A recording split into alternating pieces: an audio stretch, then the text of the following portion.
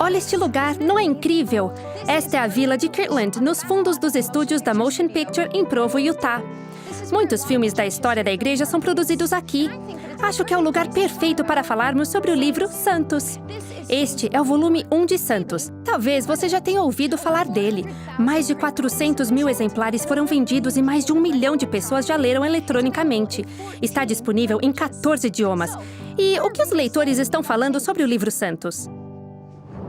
Gostei muito do volume 1 de Santos, pois as fontes foram todas incluídas e se eu quiser mais informações, posso pesquisar online. Assim, posso me aprofundar nos assuntos em que tenho mais dúvidas. O volume 1 de Santos é um livro de história, mas nem parece. É quase como se fosse um diário. Parece um livro que você pega na escola ou coisa parecida.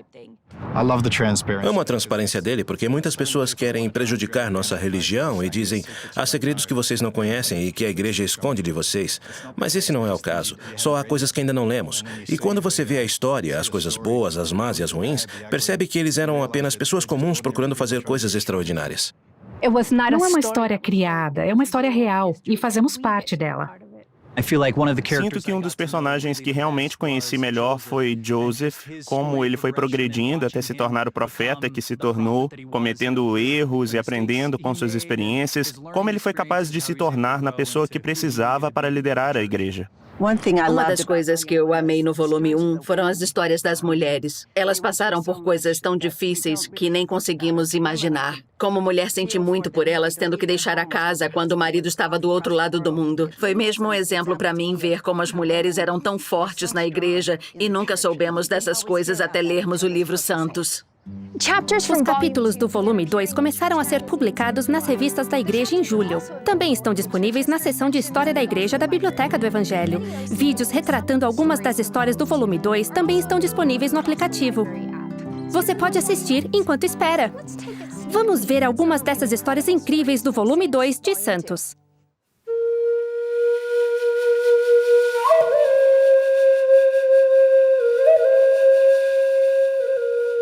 Um verdadeiro marco na história das missões dos santos dos últimos dias aconteceu em 1843, quando Joseph Smith chamou Addison Pratt, Knowlton Hanks, Noah Rogers e Benjamin Grower para uma missão no Pacífico. Até hoje, é com certeza a viagem missionária mais longa realizada na história da igreja. Meus antepassados foram os primeiros pioneiros que receberam os missionários. Esse é um legado que recebi de meus ancestrais.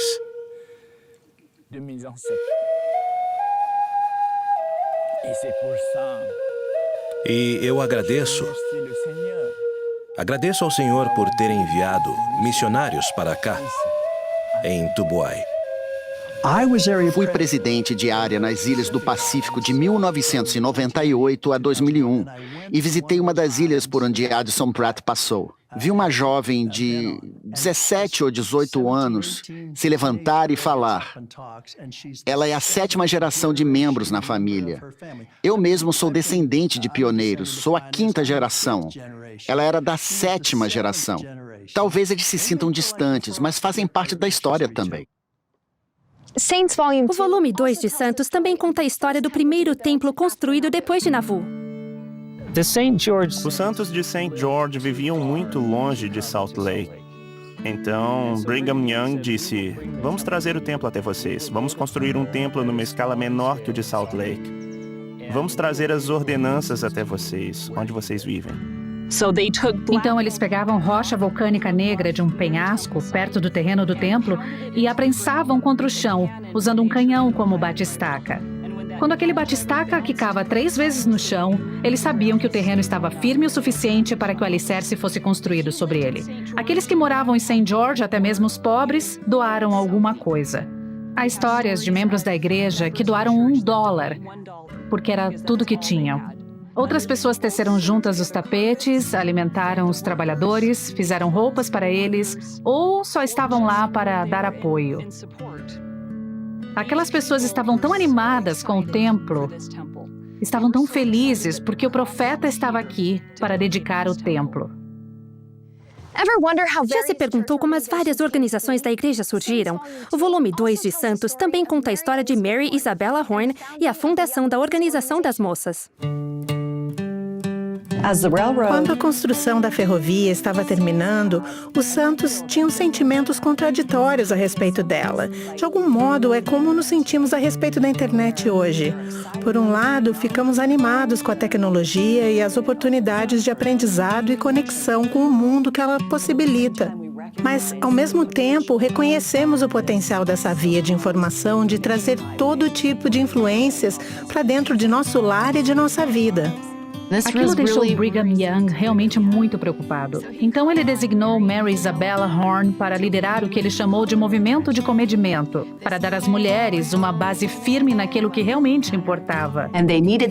E eles precisavam que as moças fizessem parte daquele movimento. Se você quer mudar uma cultura, precisa convidar os jovens. E as moças têm um papel essencial na mudança da cultura. Santos conta histórias conhecidas como as missões na Europa e outras que talvez você nunca tenha ouvido, como a das mulheres de Utah que foram as primeiras a votar no país. Conta histórias inspiradoras como o resgate dos carrinhos de mão e histórias trágicas como o massacre de Mountain Meadows.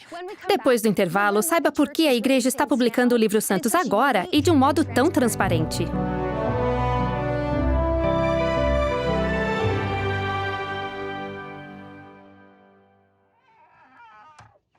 O Elder Curtis é o historiador e registrador de A Igreja de Jesus Cristo dos Santos dos Últimos Dias. Perguntamos a ele e a outros especialistas por que a igreja está escrevendo essa nova história em formato narrativo.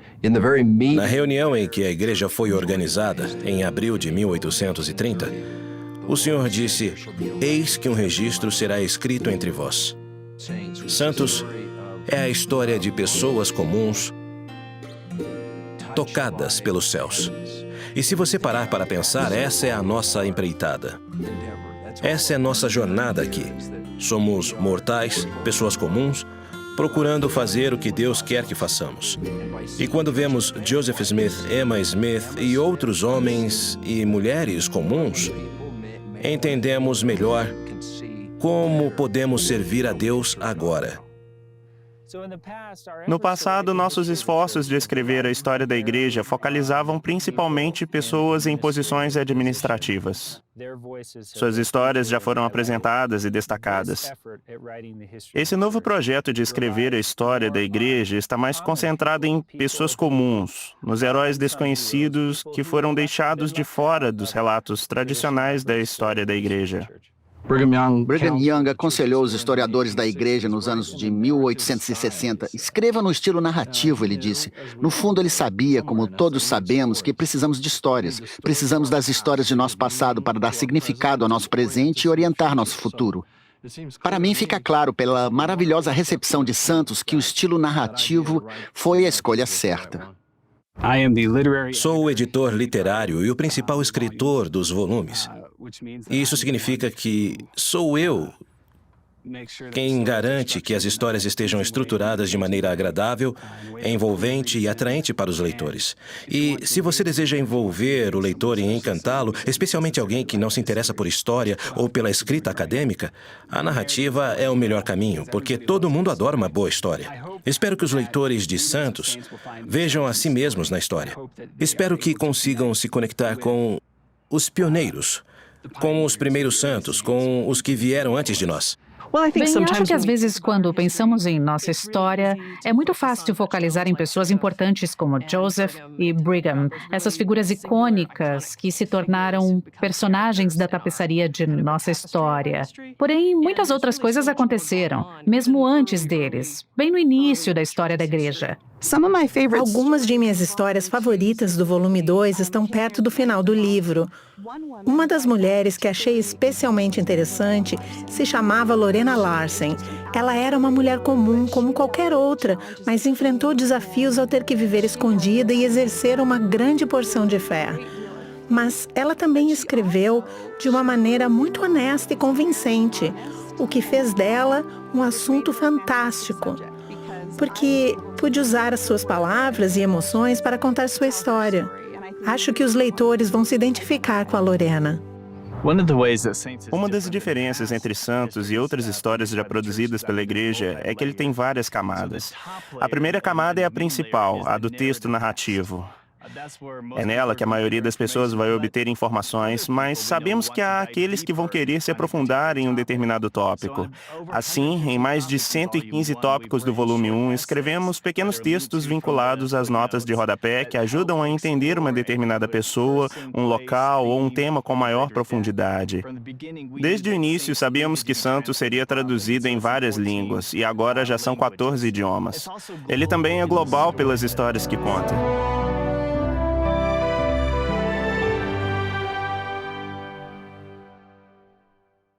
É preciso uma equipe para criar todas as ferramentas, os tópicos e os recursos incríveis que compõem o Projeto Santos. Muitas pessoas passaram inúmeras horas pesquisando, editando e escrevendo. De Harvard a Hong Kong, do Brasil a Brigham City, revisores também contribuíram com informações valiosas para ajudar Santos a alcançar os membros de uma religião global. Adorei ser a revisora do livro Santos. Foi importante para mim por vários motivos.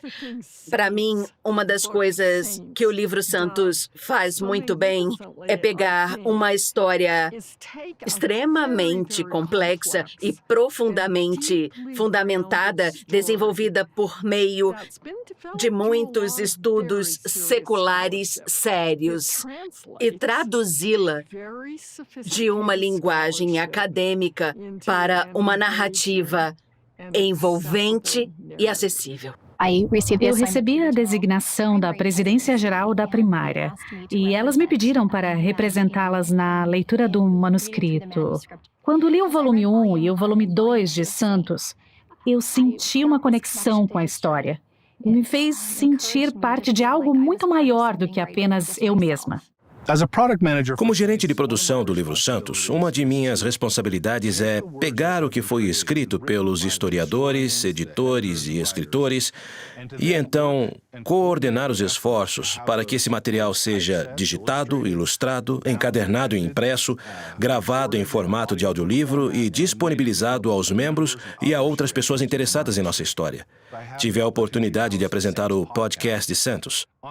No podcast, pude entrevistar os historiadores, os escritores e as autoridades gerais para saber mais sobre alguns tópicos. Foi muito divertido saber mais detalhes sobre algumas coisas e trazê-las ao público de uma maneira descontraída e envolvente. Faço parte da equipe editorial no projeto do Livro Santos. Se você observar como o projeto se desenvolve, ele começa com os historiadores, eles conhecem as histórias. Temos dois papéis principais, de fato. Primeiro, o polimos e o tornamos o mais legível possível, e depois fazemos a verificação das fontes. Precisamos nos certificar de que tudo tem sido feito certo. Meu trabalho é verificar a fonte, ver se é a melhor opção ou se existe uma versão melhor. E geralmente é uma versão mais original, desde uma transcrição até um manuscrito de um diário. Então, eu pego as páginas e verifico se o que está escrito na página do Livro Santos está realmente na página da fonte real. Vamos ver como isso funciona. Vamos começar com o aplicativo Biblioteca do Evangelho, vou na seção História da Igreja. Depois vou no volume 1 de Santos. Vamos dizer que eu estou lendo o capítulo 2 sobre a primeira visão. Sabemos que o livro Santos usa todos os relatos conhecidos da primeira visão, então, durante a leitura, talvez eu encontre um novo detalhe que não conhecia antes. Podemos clicar numa nota de rodapé na 15, por exemplo, para ver as fontes daquilo que está escrito. Se eu tocar em Nyborg Journal, vou ver o documento original que está no site Joseph Smith Papers. Depois, posso voltar aqui. E se clicar em Igrejas Cristãs da época de Joseph Smith, encontro mais informações de contexto. Santos também está disponível em audiolivro. As pessoas no mundo todo podem ouvir Santos enquanto se deslocam, exercitam-se ou apenas relaxam. Vamos conhecer os narradores. Meu papel é gravar o áudio para o audiolivro. Eu e minha amiga Hillary. Nós dois fazemos a gravação. Por isso, vimos e lemos o livro inteiro antes de ser publicado. Todos os dias, quando eu entrava no estúdio, sentia-me privilegiada. Eu começava o dia e a gravação com uma oração, pedindo que eu fosse capaz de dar vida aos personagens e representá-los de uma maneira autêntica, para que eu pudesse realmente entender quem eles eram. Ao fazer isso, acho que passei a amá-los de verdade e a apreciar o que fizeram. Muito bem, agora você já conhece os escritores e os narradores. Vamos conhecer o artista por trás da bela capa e das ilustrações dentro do livro. Meu papel é ser o ilustrador do projeto. Fiz todas as artes, da capa, dos mapas e de todas as ilustrações no começo dos capítulos dos 2 volumes. O propósito desta ilustração é mostrar o crescimento global da igreja, com os templos sendo o foco principal ao longo da linha do tempo. E eu pensei, não seria muito legal se eu pudesse criar um panorama da história da igreja com todos os templos aparecendo na ilustração? Acho que há uma certa nostalgia nisso. Talvez tenha certo charme atemporal com o qual as pessoas consigam se relacionar. Foi muito divertido resumir e captar a essência de uma época da história da igreja em uma única imagem. Depois do intervalo, o elder Quentin L. Cook, do Quórum dos 12 Apóstolos, dirá por que a igreja escreveu essa nova história em formato narrativo. Não saia daí!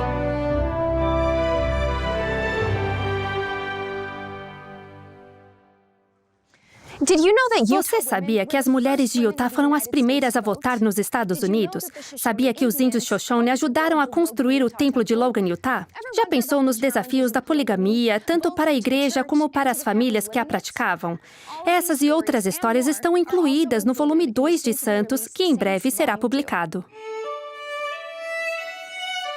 Um aspecto da história da igreja que espero que todos os membros ao redor do mundo conheçam é o fato de que as mulheres de Utah foram as primeiras no país a exercer o direito de voto. E por que isso é importante? O sufrágio é um exemplo de mulheres sendo tratadas como cidadãs plenas e de mulheres que se consideravam cidadãs plenas, levando a sério sua capacidade de participar da sociedade e de tornar a sociedade um lugar melhor. Nosso chefe Shoshone Sagwitch foi informado por 3 homens, os quais apareceram a ele em um sonho, que havia um Deus entre o povo mormon e que ele precisava enviar alguém para Salt Lake, e lá seria dito o que ele deveria fazer. Para encurtar a história, um missionário de Ogden foi enviado à nossa tribo ao norte de Corrine, Utah, e depois de ensinar o evangelho por alguns dias, ele converteu e batizou 102 de nosso povo no Rio Bear. Depois que nos filiamos à igreja, eles estabeleceram o povoado de Washakie para nós. Minha avó me disse que, após a conversão, nosso povo exercia fé como uma criança. Sei que fomos dizimistas integrais. Dedicamos mais de 1000 horas para construir o templo de Logan. Nosso povo ia com frequência ao templo e fazia no Rio Bear o trabalho a favor dos falecidos. Quando a prática do casamento plural foi anunciada, eles estavam aqui em Utah, relativamente isolados. Então, demorou um pouco para surgir a controvérsia. Porém, nas décadas seguintes, o governo federal aprovou uma série de leis cada vez mais duras ou punitivas contra o casamento plural e começou a aplicá-las agressivamente. Em 1890, quando o presidente Woodruff anunciou o manifesto que levou ao fim do casamento plural, eles estavam diante de uma escolha muito simples. Poderiam continuar a praticar o casamento plural, mas se o fizessem, perderiam os templos, porque o governo ia confiscar todas as propriedades da igreja, inclusive os templos. E isso interromperia o trabalho de salvação para os mortos. A verdade nem sempre é boa.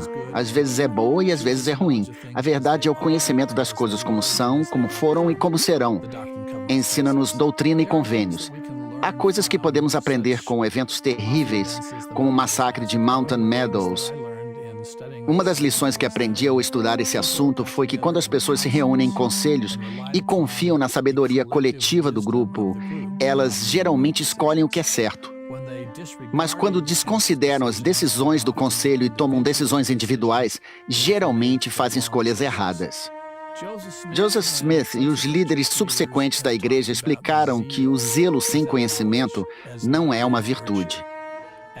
Acho que no caso do massacre de Mountain Meadows, tivemos pessoas zelosas que procuraram agir sob esse sentimento emocional de zelo, mas não pararam para refletir profundamente se o que estavam fazendo era certo ou errado. A igreja renovou o olhar sobre sua própria história, o doce e o amargo, as tragédias e as vitórias. Mas ainda assim, essa nova e envolvente perspectiva tocou o coração dos leitores de todo o mundo, tanto jovens quanto idosos. Bom, o volume 2 de Santos termina com a dedicação do Templo de Salt Lake. Não quero estragar a surpresa, mas o final é magnífico. Pense em todos os desafios relatados nesse volume, desde a expulsão dos santos de Nauvoo e a travessia das planícies. E tudo acaba em um maravilhoso final feliz, com manifestações espirituais e regozijo, quando após 40 anos o Templo de Salt Lake finalmente é concluído. Espero que o resultado final seja um profundo apreço por nossos antepassados, pelos sacrifícios que fizeram e pelas dificuldades que enfrentaram. Espero que isso nos capacite, como povo, a enfrentar diferentes desafios e que seja uma bênção para nós, que nos fortaleça e nos dê poder para superar os problemas. A primeira presidência disse: lembrar de nosso legado compartilhado de fé, devoção e perseverança nos proporciona perspectiva e força ao enfrentarmos os desafios de nossos dias. O livro Santos nos ajuda a lembrar. O volume 1 foi lançado há 1 ano e já é um best-seller em todos os sentidos.